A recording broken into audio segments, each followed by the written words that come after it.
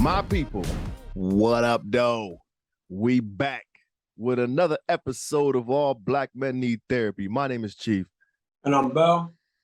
My name is Prentice. And we about to get the show rolling. My guys, what's happening? P, you first, because you were just on the stage with Bobby Brown. Let me Man. So hold up. Bobby Brown opened the show for Prentice Powell. Let's get that clear, okay? I didn't even talk about that. That's dope. Yeah, that shit was crazy last night, man. That shit was crazy. I mean? So yeah, shout out to Fly Poet, my man John Hensley out there in LA and Hollywood. Yeah, he has an annual event he does. It's called Fly Poet. Oh, I thought you said Flacco. My bad. The Marquis Nah. Powell and Bobby Brown. Yeah, and John B, he performed too, man. My man Ed Mabry, K Love, Teresa the Songbird, super dope poets. But yeah, shout out he to got the up there, man, and did his thing and killed the show. And I had to clean up and do more, and I did that, man. So ain't shit nobody can really tell me. You know what I mean? Like I don't. You know. That's what's up, man. That's definitely what's up. It was dope. And you never called me back when it was supposed to go to the sneaker store for me, though, B. Oh shit, I did. I'm really beginning to question your loyalty, B. Because you've been but I just need to be more consistent. Lately, B. You be lying to your friends. That ain't okay. No, but I'll get better. Listen, if anybody got a substitute for Prentice, we're gonna put him on ice until he can be a real friend, and then we get somebody else on the podcast because he's been lying to us for about a couple months now. He ain't been lying to me. He just didn't send me the wedding invitation yet, so I booked my flight and hotel for the wrong days. Oh, so he didn't tell you that he was going to therapy? Because he told me that. Nah. Oh, you don't remember him being on the podcast saying I'm starting therapy on Friday? What is the topic today? What are we talking about? Oh, no. He wants to change the subject. Y'all niggas want to talk about me, my therapy and shit. What's the topic? Bellhead, check in, baby. Wait, I thought Prentice was the middle. Oh, his check-in was the show. Yeah, you got what's up? That's it. Nothing else? Nah, hell nah. But Bobby Brown opened for me last night. That's it. Shout out to Roxbury. Word. I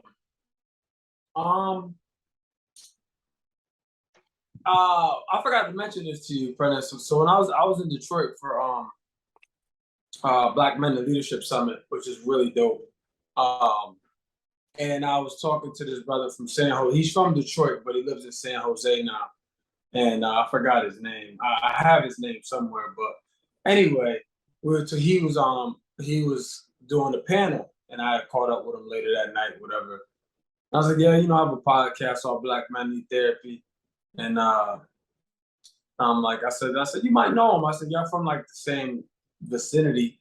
I said, Prentice is my co-host.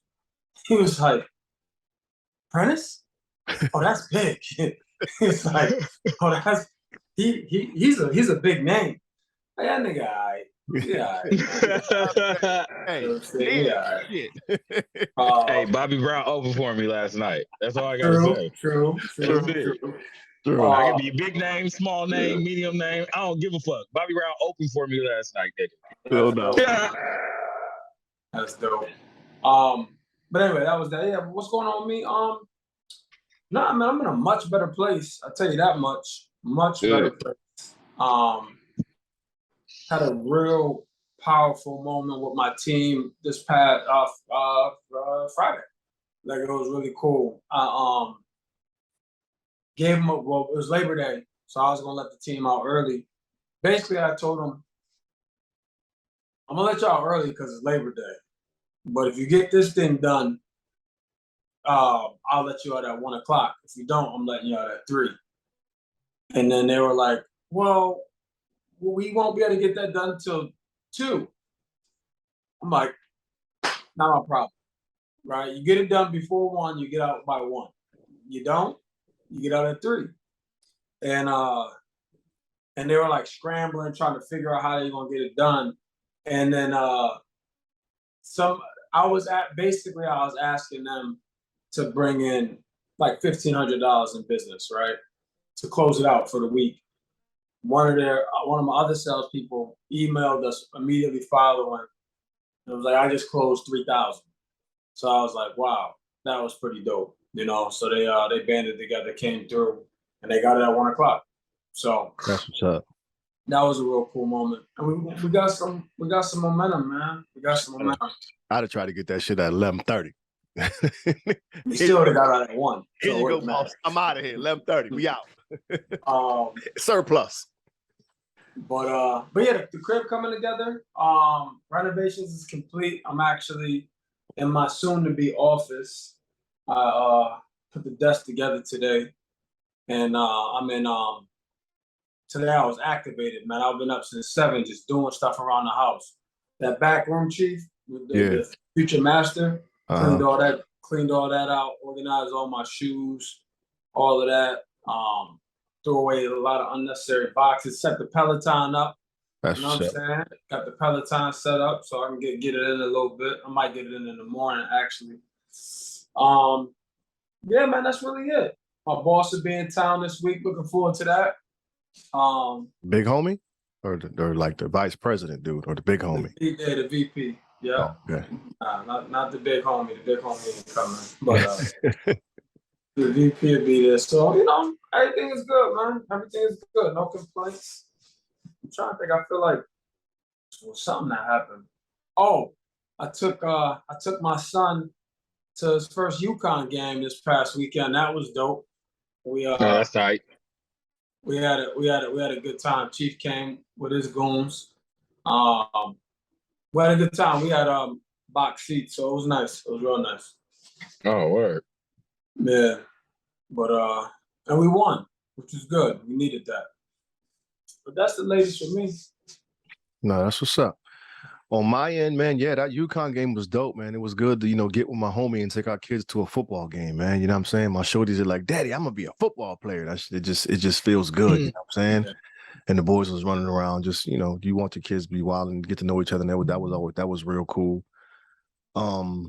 Been working my ass off, man. I've been up every morning at 5:30 getting this workout, and your boy slimming down a little bit, feeling good, trying to get right. You see my comment on your picture? Nah, what you say? I said, you out here looking like a wide receiver.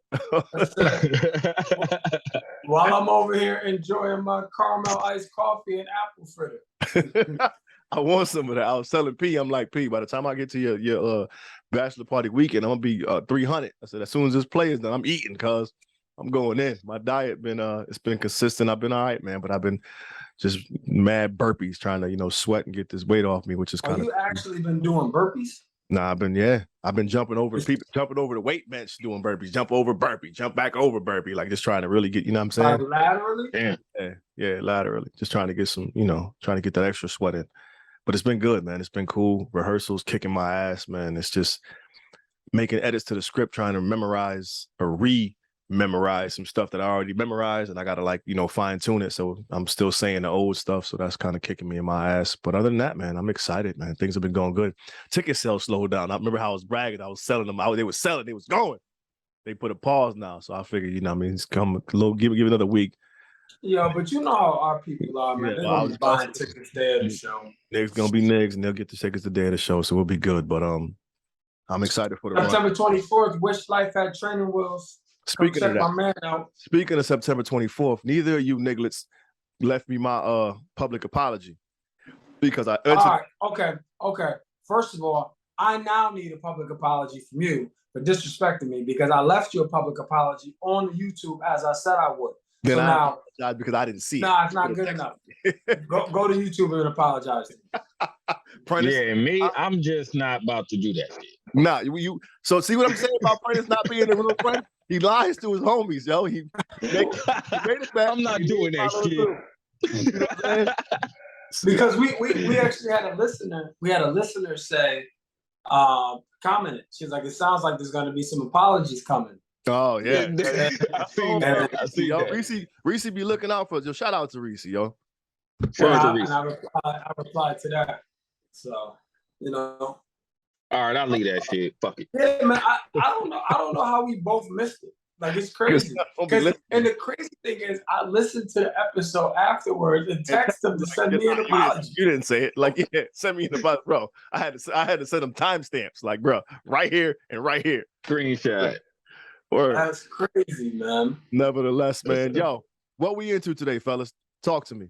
Where we going, Yeah, bro? shit, man, probably like a month and a half ago, at least at this point, we had an episode called "Submit to Me, Woman," and we were just talking about, I forget her name, but Ken Newton's girl who had made some comments about how she's completely submissive to her man, and so on and so forth. So we had an episode about that, about how that's kind of toxic, right? Like, it's like there has to be some reciprocity. Basically, was the theme of our episode. And again, we've been away for a minute. Also, man, shout out to my man Cornier, aka Peanut. He was at the game with us this weekend. He was like, "Look, man." He was like, I ain't got time for y'all to be taking all this time off, man. He was like, I was going through the same thing that y'all was going through, probably when y'all was going through it, but when you recorded it, I was already over it. You know what I'm saying? So shout out to my man Nut. We caught up for a while on Saturday. But anyway, what she was saying is she had a lot of questions. So the backstory is she was in a 15-year marriage and with a narcissist. And they got divorced. They have some kids and everything like that. Apparently now they have a great co-parenting relationship. But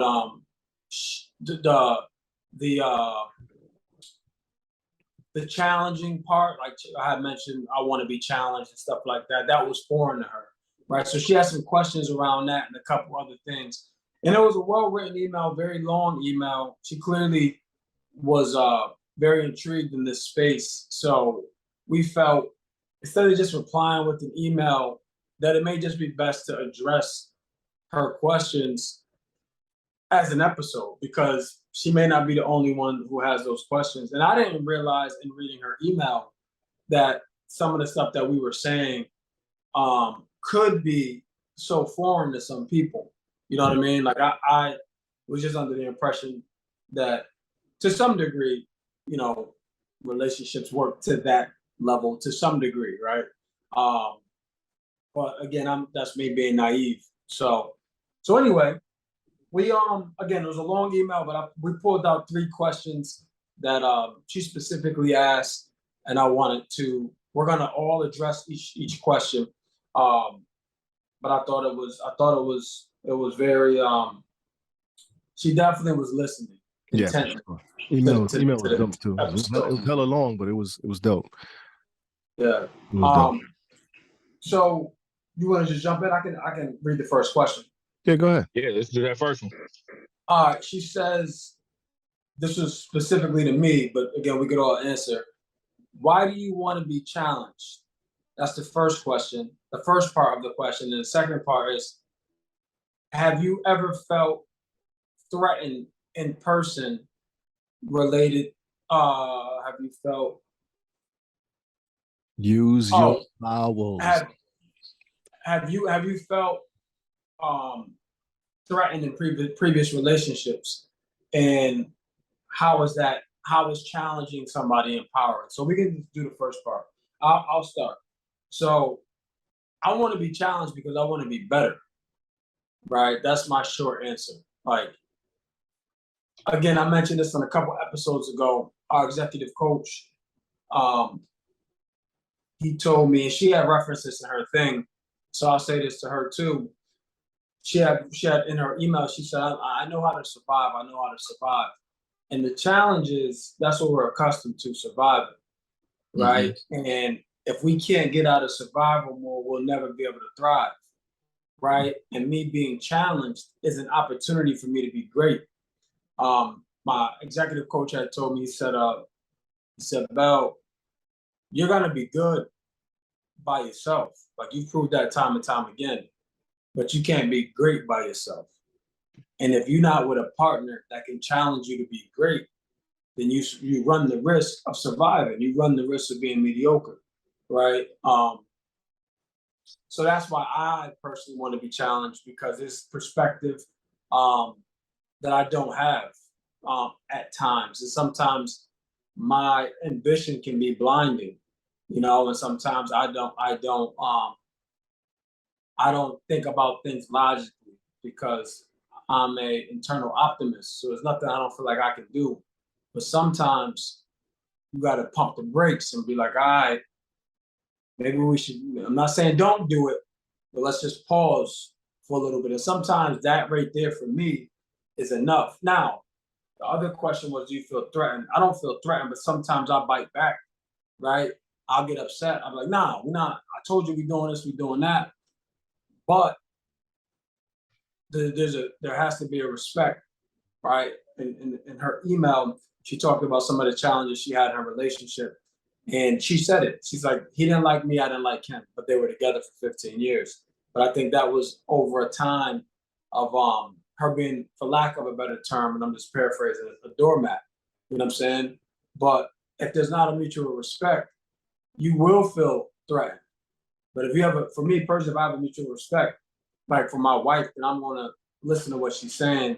I may not change my mind, but if she's saying let's just take a pause, I'll take a pause and see if I feel the same way in the next week or so. And if I do, then yeah, but look, I took the pause. Now I still feel this way, so here's what we're doing. But a lot of times, that after that pause, for me personally, I either dial back my initial sentiment or I don't do it at all. Because again, sometimes my ambition can be blinded, and I don't think things all the way through sometimes. So that pause for me is everything. But No, that makes sense. So I'm thinking about it in relation to a situation happened with P a while ago where something was going on and Sarai brought it to your attention. And I think as much as that didn't at the time appear as a challenge to you, it was something she delivered to you in a manner in which you needed to adjust, and it challenged you to be a better person. So to Belle's point, like, I want to be challenged because I want to be better. We're with these people in our lives because we believe they make us better people. And I think in essence of being challenged, I think the delicate part about that is we need to find a common ground of communication in order to deliver that challenge. Because sometimes it does seem like a threat, or it does seem like an ultimatum, when in actuality, it's just their desire to want us to be better people. But I think the delivery and how we get that across is ultimately what helps almost sustain a good relationship. You know what I mean? Your lady needs something from you, or I need something from you, Belle.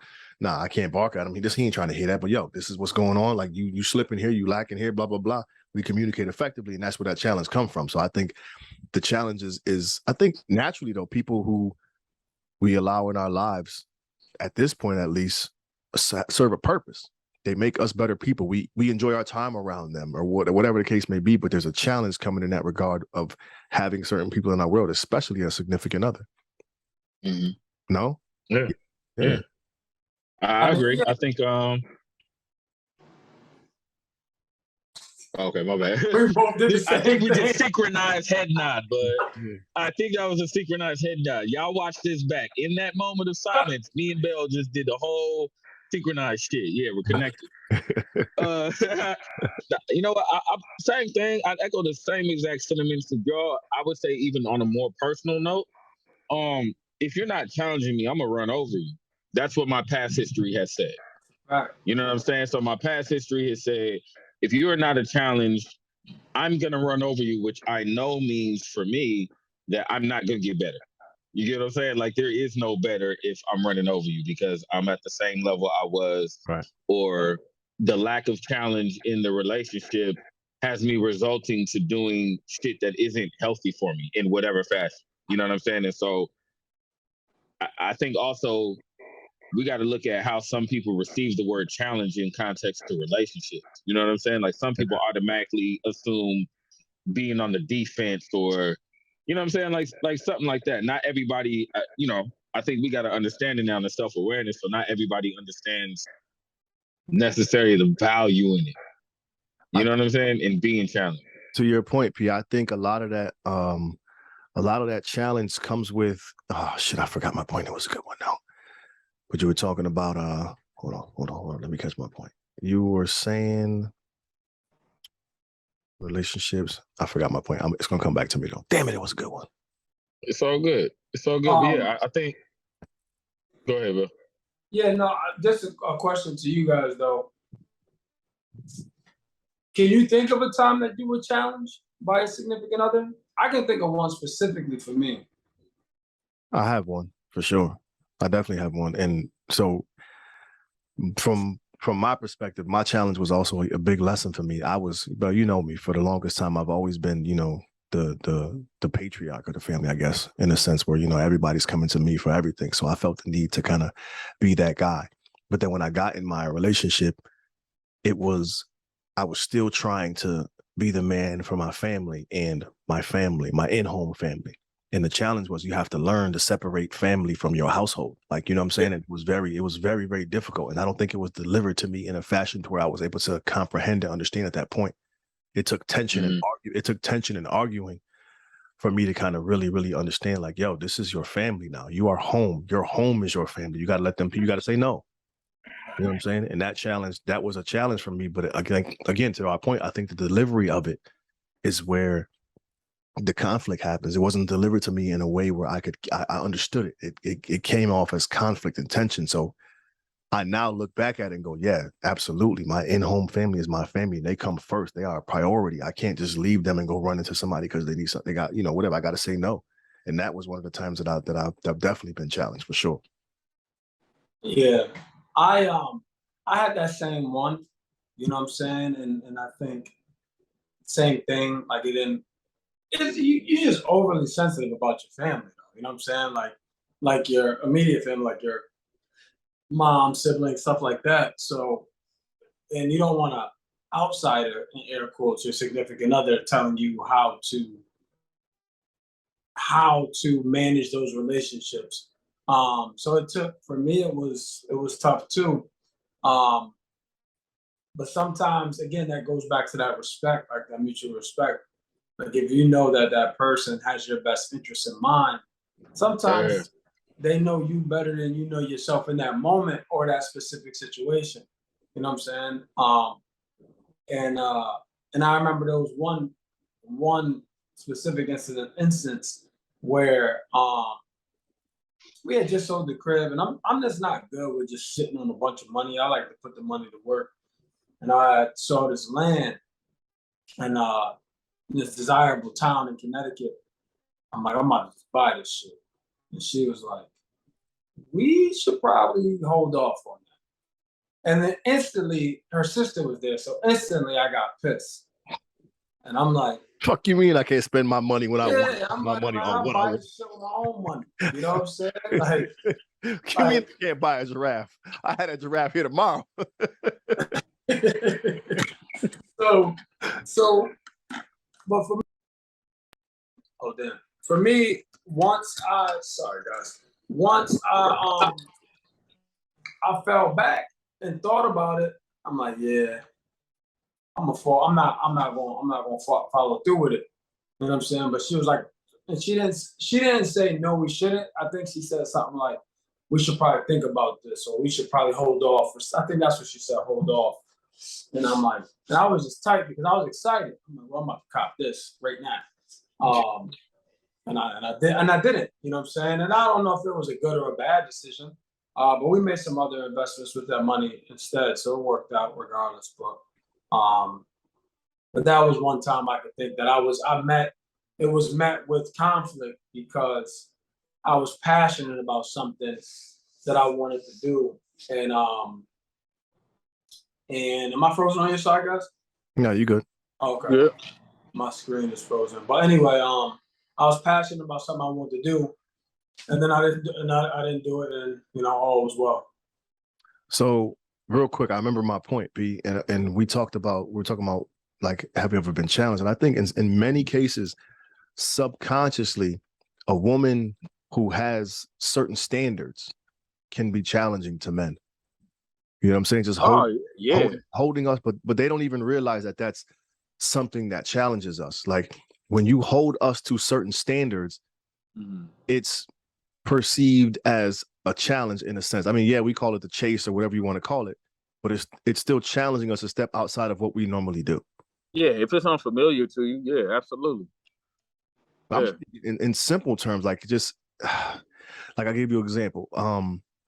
shorty who you kick it with for a couple of days, y'all ain't never been out in public nowhere, yada, yada, yada. You get to doing what you do, and that becomes a pattern. Doing what you do, doing what you do, doing what you do. And all of a sudden she like, why we ain't going to dinner? Because I ain't had to go to dinner. You know what I'm saying? Yeah.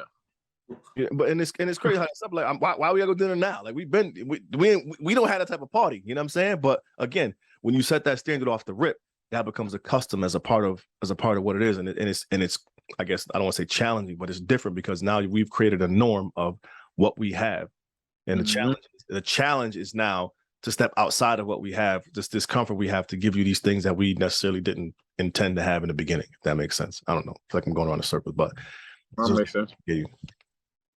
Our next question is, what prevents you from validating your own behavior in the face of being challenged by your woman? That goes back to the relationship. If it's all about the source. For me, it's about the source. You know what I mean? Like, I respect my source. Sarai is my source, right? So when the information and critique is coming from your source, your well, where you get your water, you know, the cleanest place in your life, you have a certain level, it has a certain level of priority and value to you. You know what I'm saying? Now, if you're in a relationship that isn't healthy, you know what I'm saying? Or if you're in a relationship where you may have uncertainties or insecurities and all those other factors that play a part, that same information isn't going to have the same effect. You know what I mean? It's just not. It's the difference between when some random tells you something and your mama tell it to you.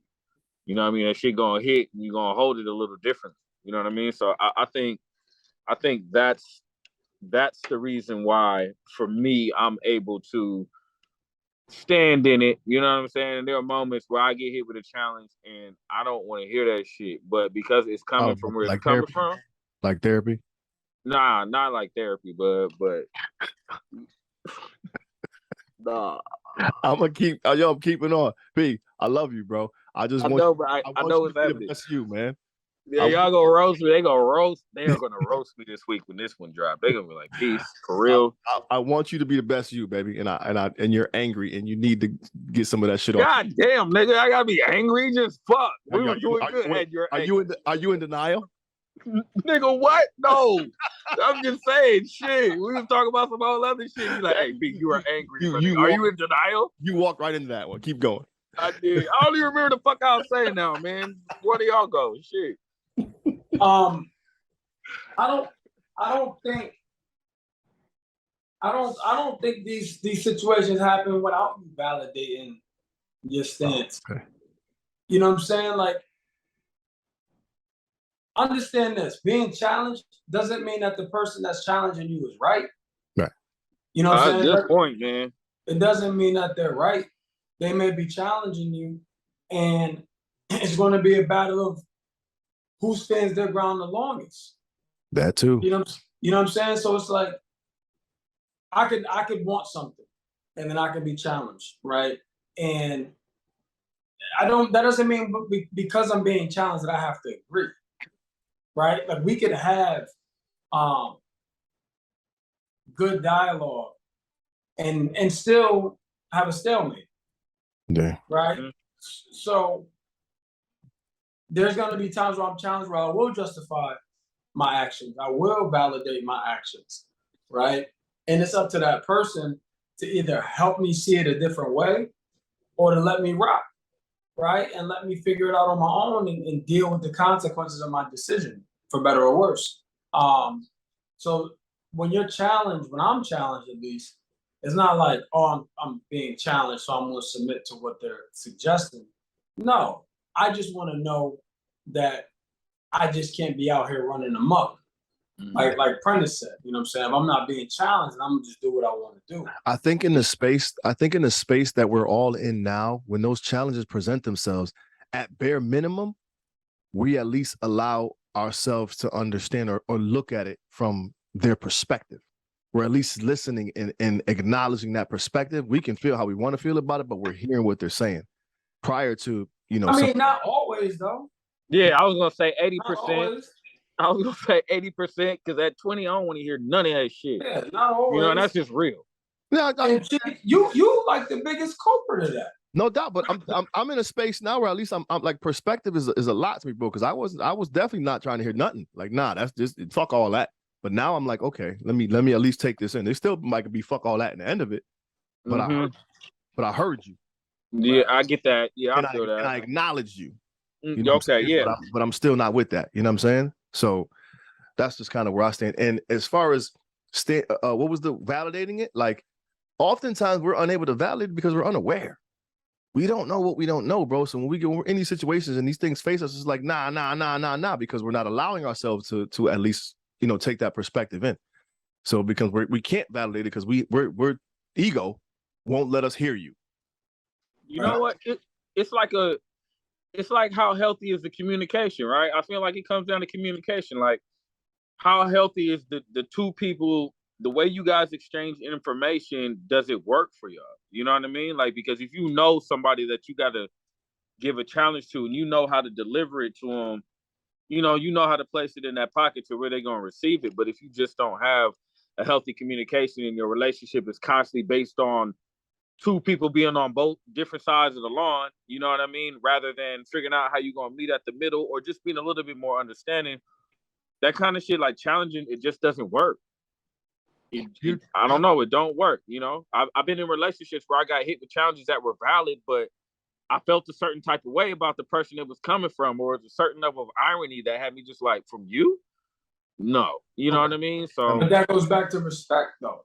So was it the person? Was it the way it was delivered? Was it the it was the everything. It was whatever our dynamics were. You know what I mean? That, or sometimes it was, you know, me not wanting to hear some shit out of guilt. You know what I mean? So it could be a lot of different things. Yeah, true. Very, very true. Very true. What's the next question, Bellhead? Are we done with that? I felt like that was a valid. Yep. No, we good. The next one was how do you move from a toxic relationship to a healthy relationship? Man, you know, my memes go heavy and it says something like the one of the most stressful relationships is the healthy one after the toxic one or something like that. And that shit is so true. I got a good friend that's dealing with that. They were in a toxic relationship and now they're in a good situation. And oh man, we got a Slim sent us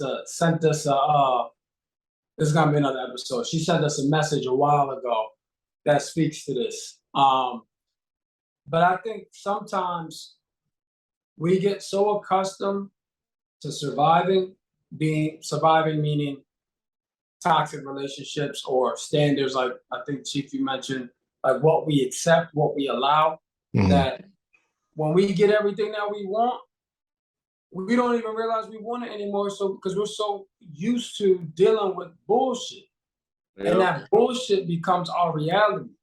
So now it's like when we get a good situation, right, or a situation that's vastly different from the previous one, but you're like, man, what type of shit he on? Yo, man. You said something just now, and it triggered this thought in me. I can't remember who I was talking to the other day, but I've been meaning to talk to you about this, Bell. Somebody said to me the other day, I was talking about someone that I used to deal with, and I just didn't, and I wasn't like really into the sex, right? And they were saying, is it because you're so used to having that toxic energy that when you got to a better situation, you just weren't into it as much because it didn't have that same energy? And I was like, I never looked at it like that. You want to cuss her out before she come over. But I was thinking about it, and I'm like, yo, that I've never looked at it like that, yo. Like could I be like, because you've always said like you know what I mean, like you attract the crazy bitches and blah blah blah blah, and I'm just like nah. But like, oh yeah. Right. yeah.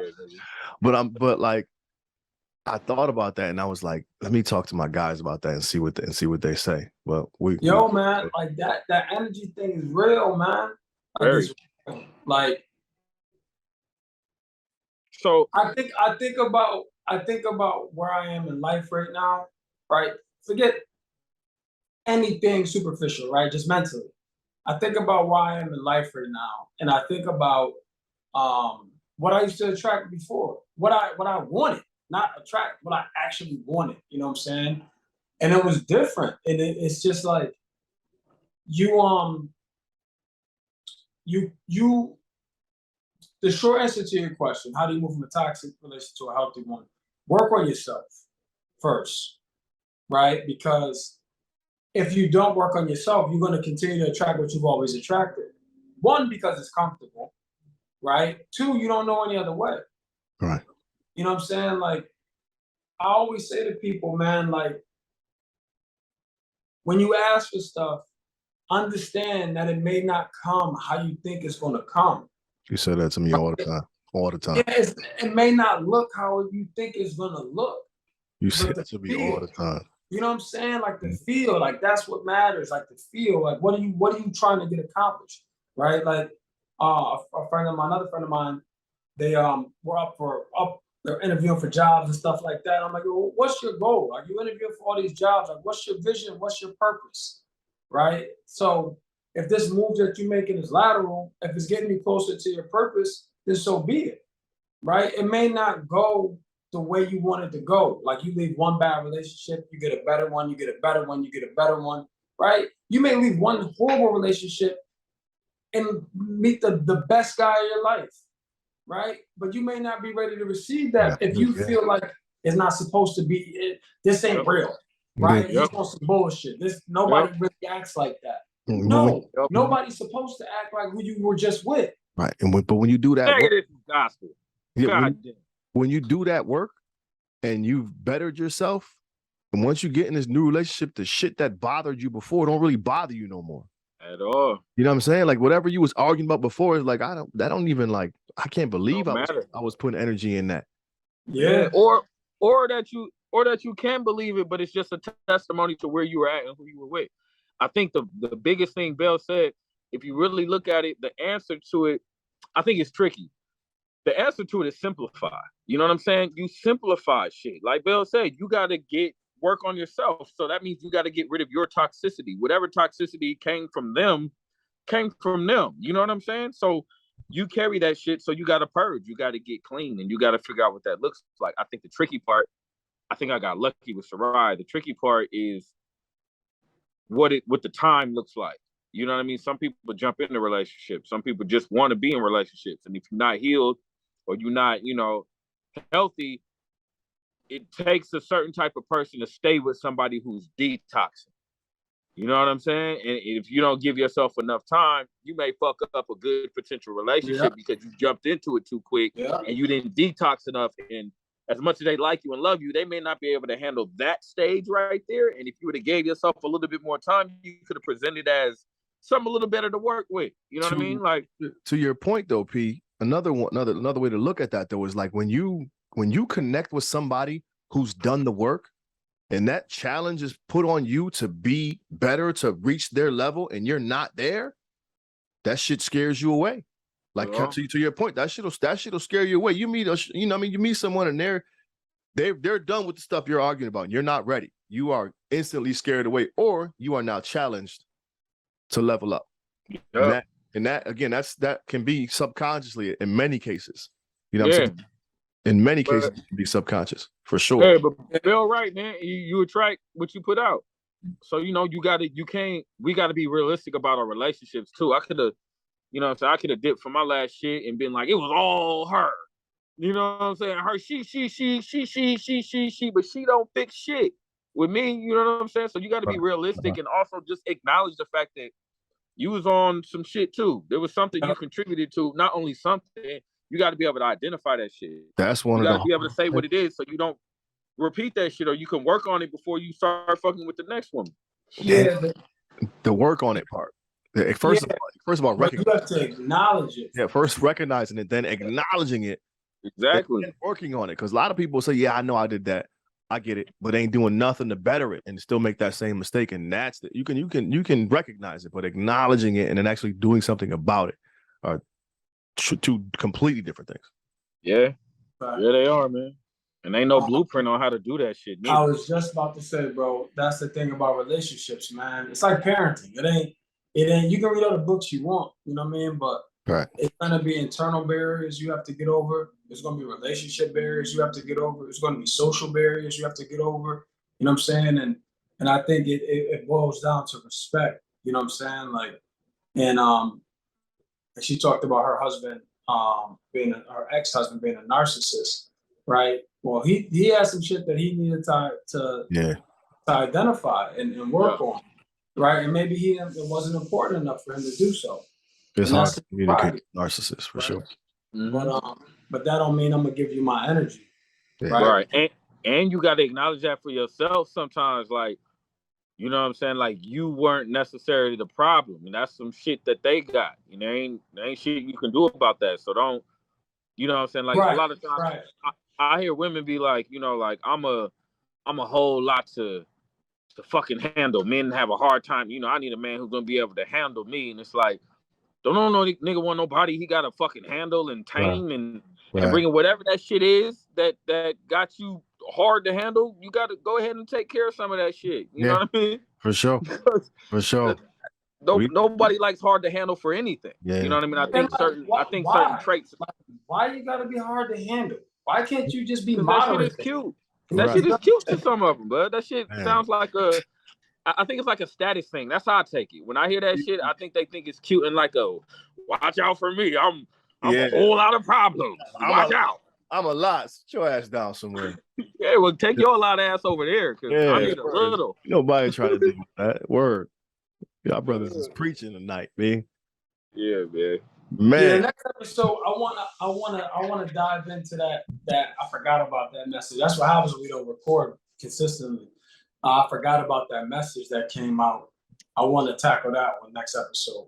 So, what message? It's from Slim. Oh, okay, yeah. We can do that. Yeah. So it sounds like we closing out. That's what it is. We good. Yo, shout out to Kathleen for the level up, yo. Thank you, Kathleen. It's apparent in that email she did the work. Yeah, she said she's in a much healthier relationship now. So kudos to you. Bellhead. But yeah, that's all we got. I got some traveling. Shit, we got some Chief and I got some traveling this weekend. Yeah, we out. Gonna be a good time. I'm actually we're going to Chicago. Check the Cubs Giants game and then the Niners Bears game. Oh shit, that's dope. Yeah, we out there. It's gonna be a good time, man. Yeah, I'm actually hella excited to go to the baseball game, which is weird. Yo, I was about to text the group. Duke played Northwestern that day on Saturday. The football game. Let's do it. I was gonna text the group. Oh yeah, we got the baseball games Friday, right? Yeah. Let's go to Duke. Let's do it.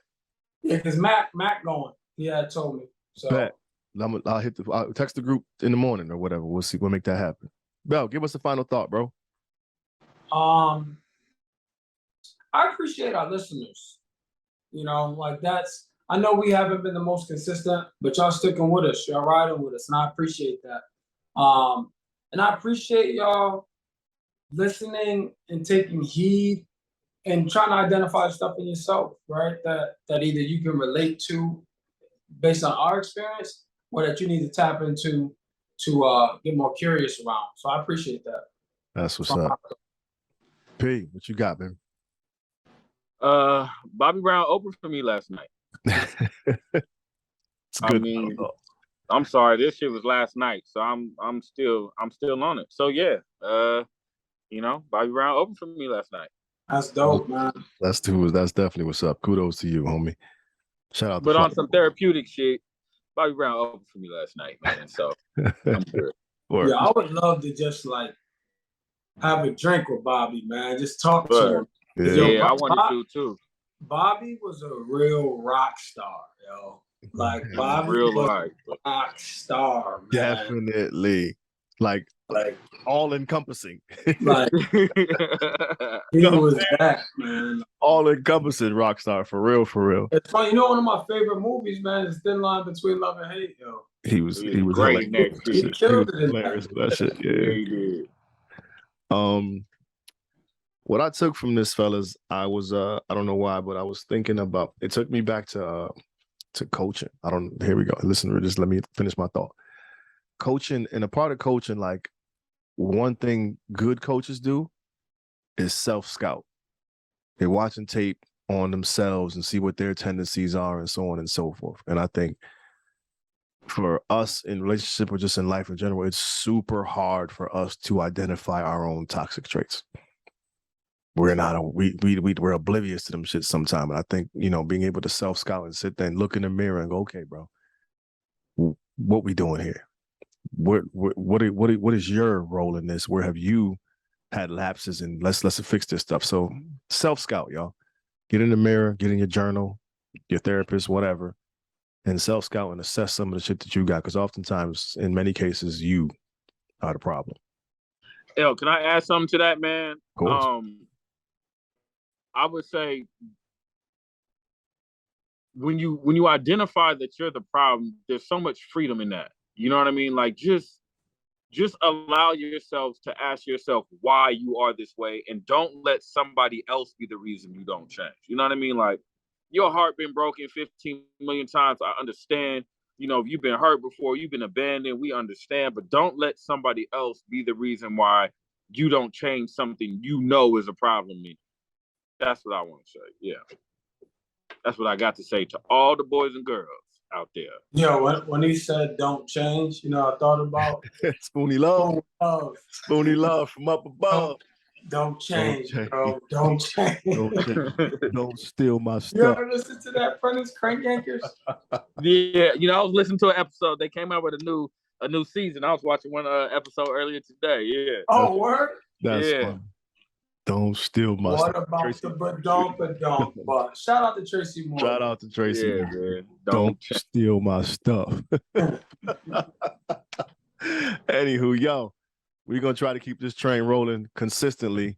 We are, but per usual, we're on all social media outlets at All Black Men Need Therapy. We're on TikTok now too, y'all. And I try to manage it. I ain't doing a good job. We put a shout out last episode for somebody to holler at us and be our social media manager, man. Holler at us because we ain't got it. we ain't got it. P.S. My play is September 24th. I Wish Life Had Training was in New Britain, Connecticut. Find all the info at chiefthepoet.com. I would appreciate you. Are you going to give away any tickets or anything like that? I am going to give away some tickets. Didn't we talk about doing something to give away some tickets last time? What we said? We need somebody to do something though. Yeah, I don't know. Shout out All Black Men Need Therapy and tag me and say I want tickets to the show and put you in the drawing for the entry for the raffle or something. Matter of fact, I'm gonna do it on the All Black Men Need Therapy page, see if they share it and tag us in it, and then I'll put your name in the raffle or something like that. That'll be dope. Anyways, do us all a favor, y'all. Hug a black man today. Do it. And tomorrow. Do that shit. Bobby Brown, Open Apprentice. We out, y'all. Peace.